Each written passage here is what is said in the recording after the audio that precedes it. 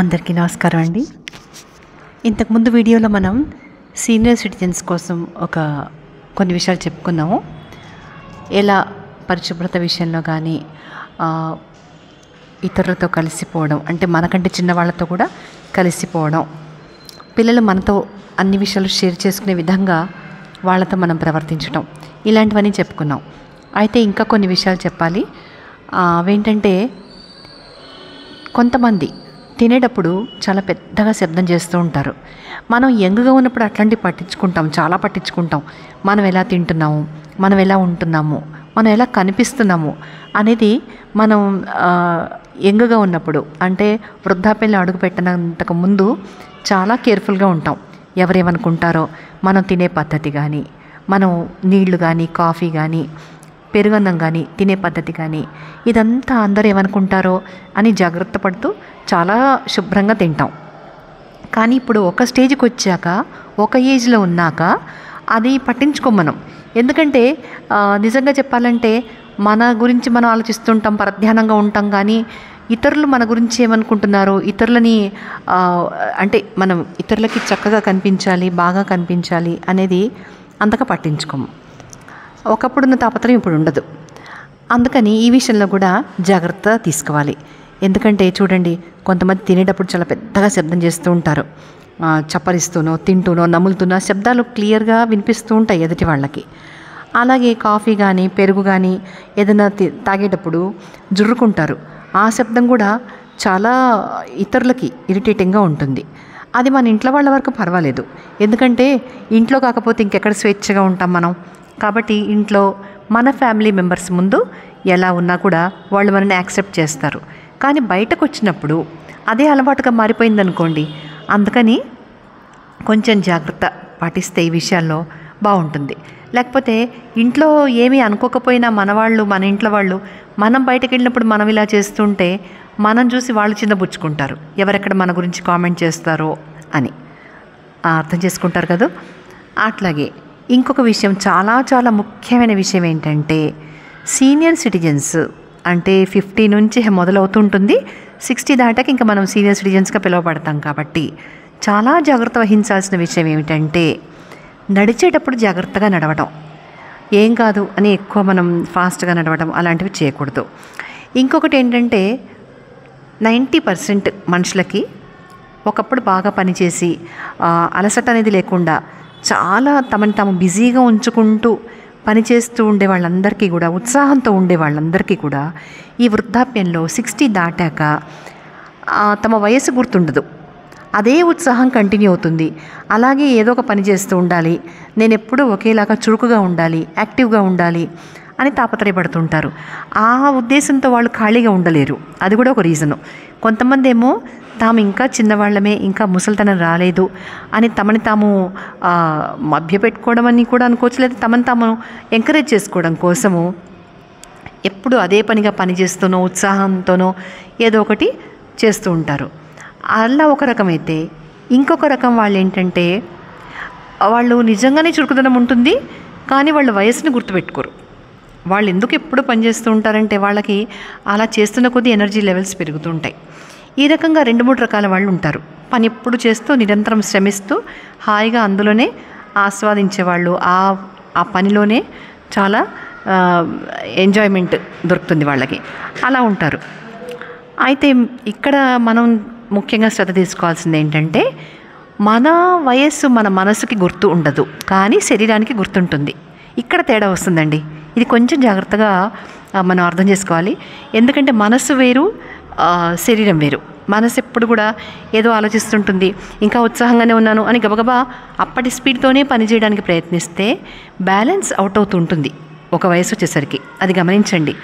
ఎందుకంటే మనం అనుకుంటాం, ఎందుకో ఇదివరకులాగా పని అంత ఫాస్ట్గా కావట్లేదు, ఇదివరకు చాలా ఫాస్ట్గా చేసుకునేవాళ్ళం, ఇప్పుడు ఎందుకో స్లో అయింది అనుకుంటాము.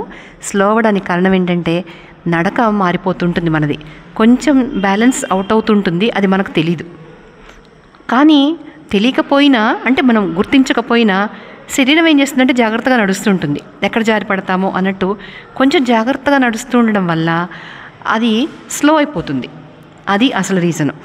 అయితే ఇక్కడ ఏం చేస్తారంటే, కొంతమంది ఏవి కాదు మనం అనుకోవడంలో ఉంటుంది అని ఇంకా ఇంకా ఫాస్ట్గా పనిచేసినప్పుడు శరీరం అలసిపోతుంది.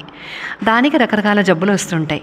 నేను చూశాను మా చుట్టాలు ఒకరు అలాగే ఏమీ కాదు అని ఆయనకి ఎన్ని ప్రాబ్లమ్స్ హెల్త్ ప్రాబ్లమ్స్ ఉన్నా కూడా ఏమీ కాదు నేను మామూలుగానే ఉన్నాను అని ఆయన కుర్రవాళ్ళతో పోటీ పడుతూ పనిచేసి శరీరాన్ని లెక్క చేయలేదు, జారి పడ్డాడు. అక్కడితో కొన్ని నెలల్లోనే ఆయన చనిపోయారు. దాంతో రకరకాలవి లోపలున్న ప్రాబ్లమ్స్ అన్నీ హెల్త్ ప్రాబ్లమ్స్ అన్నీ బయటకు వచ్చాయి. అయినా కానీ ఆయన లెక్క చేయలేదు. ఇంకా నేను చాలా యాక్టివ్గానే ఉన్నాను అనుకుంటూ కింద పడిపోవడం, మళ్ళీ మొహం దగ్గర దెబ్బ తగిలి 6 కుట్లు వేయడం, అలా మొండిగా ఆయన ప్రవర్తించారు. ఏంటంటే తన ఏజ్ని ఆయన లెక్క చేయదలుచుకోలేదు. కానీ ఇక్కడ మనం రెండు కూడా బ్యాలెన్స్ చేసుకోవాలండి. ఏంటి అంటే మన వయసు ఒకటి, మన మనసు ఒకటి. ఖాళీగా కూర్చోకూడదు, అది ఎవరికి ఇష్టం ఉండదు. అందుకని అలా అని చెప్పేసి అప్పటిలాగా చేస్తాము అని అనుకోకూడదు. అప్పటిలాగా చేసినా ఇప్పటి పనులు కొన్ని మార్చాలి. ఎందుకంటే అప్పుడు చేసే పనులు వేరే ఉంటాయి. స్పీడ్గా నడవడము, స్పీడ్గా పనులు చేసుకోవడము, అవన్నీ అప్పటికి సరిపోయాయి. ఇప్పుడు కూడా పనులు చేసుకుందాం, కాకపోతే అంత స్పీడ్ వద్దు. కానీ ఎప్పటికప్పుడు మనసు ప్రశాంతంగా ఉంచుకునే పనులు చేద్దాం. ఇంకా ముఖ్యమైన విషయం ఏంటంటే, ఇది చాలా ఇంపార్టెంట్ అండి, మనసుకి తీసుకోకూడదు, ఏ విషయాలు కూడా తీసుకోకూడదు. అది మనలో చాలామంది చేసేది. ప్రతి పనిలోనూ ఇన్వాల్వ్ అయిపోతుంటాం.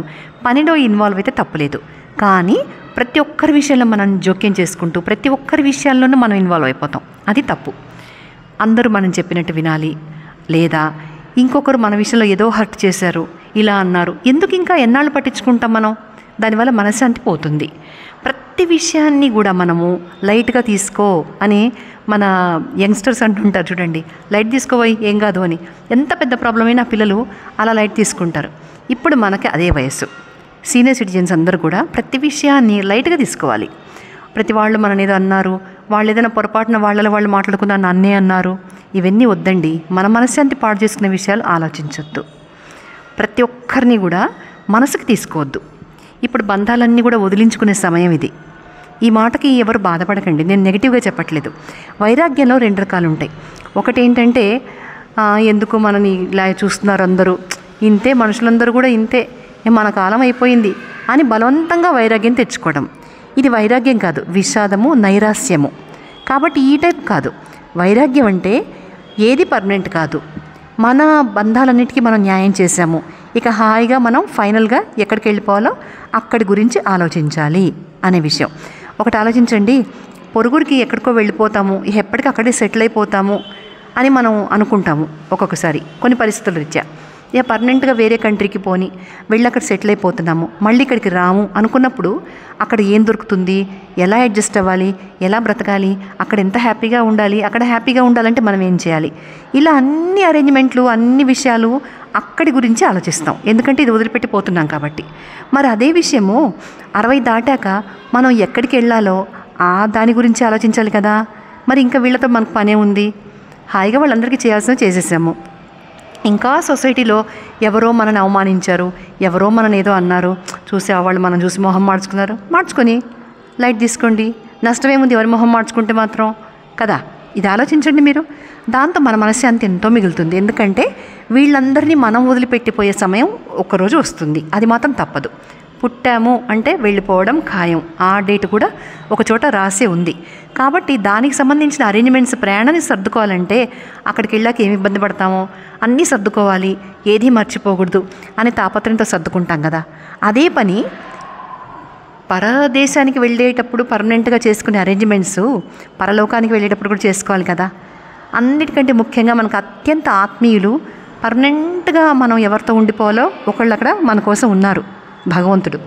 కాబట్టి ఆయనకు నచ్చే పనులు చేస్తుంటే ఆయన మనం అక్కడికి వెళ్ళాక దగ్గరికి తీసుకుంటాడు కదా. ఎందుకంటే ఆయనకు నచ్చని పనులు ఏంటి? ద్వేషము, ఈర్ష్య, ఈగోలు, అవి ఇవి నెగిటివ్స్ దేవుడికి నచ్చవు. కాబట్టి మనం అక్కడికి వెళ్ళే ప్రయత్నాలు ఇప్పుడు చేసుకునే వయసు కాబట్టి సీనియర్ సిటిజన్స్గా మనకి భయపడాల్సిన విషయం ఏమీ లేదు. సంతోషంగా చేసుకోవడమే, హాయిగా ప్రశాంతంగా దైవధ్యానం రాసుకోవడము, చదువుకోవడము, ఆలోచించడము, స్తోత్రాలు, అర్చనలు, పూజలు, పారాయణలు, ఎన్నో దారులు ఉన్నాయి మన మనసు ప్రశాంతంగా ఉంచుకోవడానికి. మన మనసు ప్రశాంతంగా ఉంచుకోవాలంటే ప్రతి ఒక్కరి విషయము అసలు పట్టించుకోవద్దు, అసలు ఎవరి విషయం పట్టించుకోవద్దు. మన సలహా అడిగితే చెప్దాము, పాటించకపోతే బాధపడద్దు. నేను చెప్తే కూడా వినలేదు, నేను చెప్తే వినలేదు. ఏంటి నేను అనేది ఇంకేమీ లేదు, ఇంకా అయిపోయింది. నేను అనేది ఒక స్టేజ్ వరకే. అక్కడ అందరితోటి మనం అన్ని బంధాలకి కావాల్సినవన్నీ కూడా మనం న్యాయం చేసేసాం, అయిపోయింది. ఇప్పుడేంటి, మనం ఏకాంతంగా చక్కగా భగవద్ధ్యానం, మంచి భాగస్వామి కనుక ఉంటే ఇద్దరు కలిసి చక్కగా అన్నీ చేసుకోవడం, ఇవన్నీ కూడా ఎన్నో ఉంటాయి. కాబట్టి ఇవన్నీ ఆలోచించండి. మనసు ఆరోగ్యంగా ఉంచుకోవటం, శరీర ఆరోగ్యాన్ని జాగ్రత్తగా కాపాడుకుంటూ, మనసుని మన శరీరానికి వయసుకి తగ్గట్టుగా జాగ్రత్తగా దాన్ని మలుచుకుంటూ ప్రశాంతంగా ఉత్సాహంగా ఉండాలి. కాదంటారా నేను చెప్పినవి కూడా? ఇంకొకటి ఏంటంటే ఆరోగ్యం విషయం కూడా. అట్లా అని చెప్పేసి ఎవరు పలకరించినా మనం ముందు మందుల గురించి మాట్లాడడం, పథ్యాల గురించి మాట్లాడడం, అదే పనిగా సలహాలు చెప్తారు. ఈ ఆకు తింటే మంచిదిట, ఇది ఇలా చేస్తే మంచిదిట, ఈ టీ తాగాలట, ఈ కషాయం తాగాలట, అన్నీ హెల్త్కి ఎంత మంచిదో చెప్తూ ఉంటారు. అట్లా ఎన్ని చేస్తాం మనం? ఎంతవరకు చేస్తాం?